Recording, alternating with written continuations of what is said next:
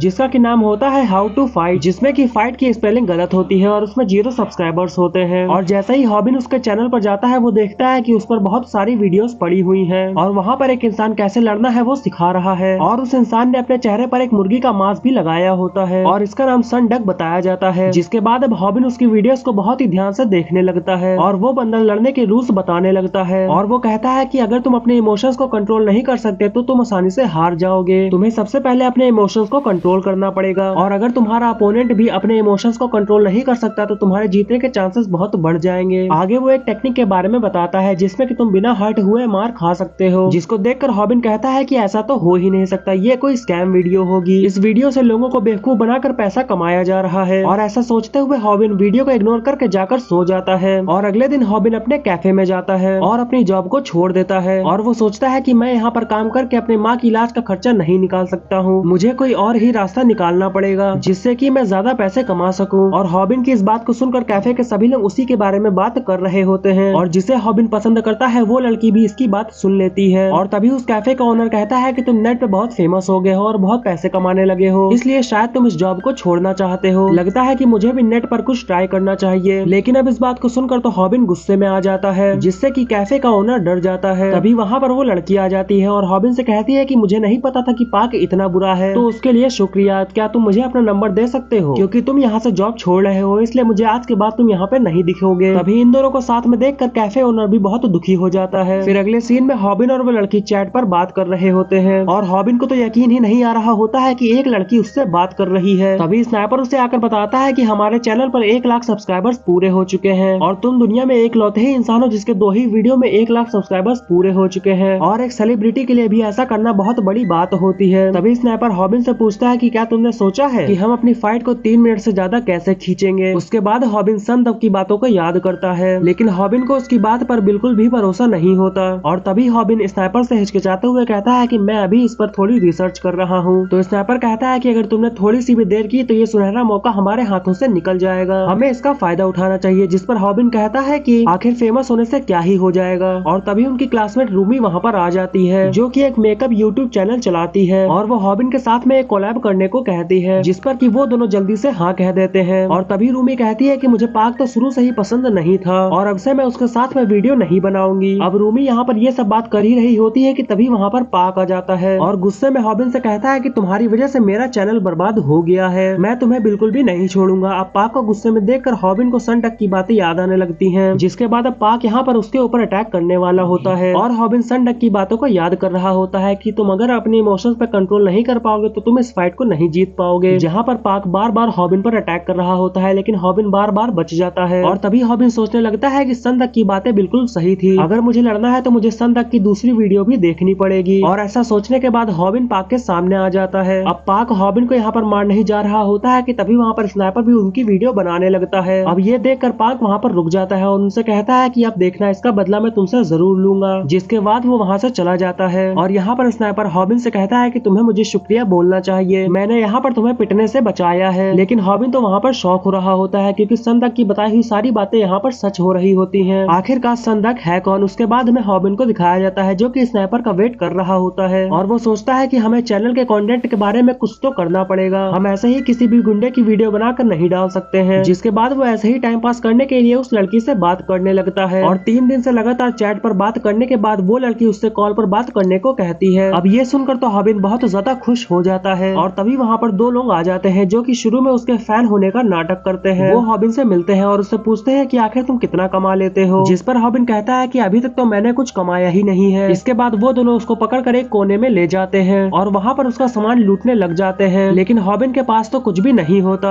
और स्नाइपर यहाँ पर हॉबिन को बचाने की कोशिश करता है लेकिन वो चोर स्नाइपर को आसानी से पीट देता है। जिसके बाद वो स्नाइपर का फोन ले लेता है और उससे कहता है कि अगर मैंने तुम्हें यहाँ पर छोड़ दिया तो तुम पुलिस को बुला लोगे। जिसके बाद वो उसका फोन लेकर वहाँ से चला जाता है, जिस पर हॉबिन कहता है कि उस पे उस लड़की का नंबर था जिसके लिए मैं मर भी सकता हूँ। और यहाँ पर हमें पता चलता है कि स्नाइपर ने फिर से यहाँ पर लाइव स्ट्रीम चालू की होती है जिस पर हॉबिन के फैन उसको दोबारा से लड़ने के लिए कह रहे होते हैं और स्नाइपर बताता है कि मैंने शुरू से ही लाइव स्ट्रीम चालू कर रखी थी क्योंकि ये दोनों चोर शहर के हिस्से में फेमस है और ये हमारे लिए बहुत अच्छा मौका है, इससे हम बहुत सारे पैसे ऑनलाइन कमा सकते हैं। अब स्नाइपर की बात को सुनकर हॉबिन यहाँ पर फाइट का मन बना लेता है और अपने फैन से कहता है कि अब यहाँ पर शुरू होती है वायरल हिट की लाइव स्ट्रीम। अब इसके बाद हॉबिन उन दोनों से अपना फोन मांगने चला जाता है और वो दोनों चोर उसका फोन देने से मना कर देते हैं और तभी हॉबिन को सन डक की बातें याद आने लगती हैं जिसने की कहा था कि तुम्हें डोमिनेंट का हाथ देखना पड़ेगा, अगर तुम्हारा ओपोनेंट लेफ्ट हैंडेड है तो तुम्हें उसके राइट हैंड में खड़ा होना पड़ेगा ताकि वो ज्यादा आसानी से तुम्हारे ऊपर मुक्का मार सके। और यहाँ पर हॉबिन नोटिस करता है कि उस बंदे का जो डोमिनेंट हैंड है वो राइट हैंड है और इसलिए वो उसके लेफ्ट साइड में खड़ा हो जाता है और यहाँ पर वो चोर भी लड़ने के लिए तैयार हो जाता है और ये सब देखकर हॉबिन के ऑडियंस को काफी ज्यादा मजा आ रहा होता है। अब हॉबिन यहाँ पर सोचने लगता है कि अगर मैं यहाँ पर पिटने ही वाला हूँ तो क्यों ना मैं सन डक की बातों को अप्लाई करके पिटूं। उसने कहा था कि अगर तुम अपने ओपोनेंट के अटैक को रोक नहीं सकते हो तो तुम उस पर रिएक्ट तो कर ही सकते हो। जिनके पास मार्शल आर्ट टेक्निक्स नहीं होती है वो अपने शोल्डर्स को काफी ज्यादा हिलाते हैं। जहाँ पर अब वो बंदा हॉबिन को पंच मारने के लिए तैयार हो जाता है और हॉबिन यहाँ पर सोचने लगता है कि चलो यार ये भी करके देख लेते हैं कि कैसे बिना दर्द के मार खाई जाती है। जिसके बाद अब यहीं पर यह एपिसोड खत्म हो जाता है।